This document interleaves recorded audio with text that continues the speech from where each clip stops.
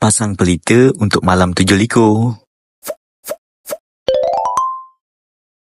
Assalamualaikum Ika semua. Sekarang ni kami nak ajak Ika lanjut lagi tengok keseruan kami pasang pelita untuk malam 7 likur atau 27 Ramadan. Pasang pelita ni dah menjadi tradisi di tempat kami. Jadi setiap malam 7 likur atau 27 Ramadan, setiap kampung pasang banyak pelita di tepi-tepi jalan, depan rumah dan bahkan ada juga yang bangun pintu gerbang.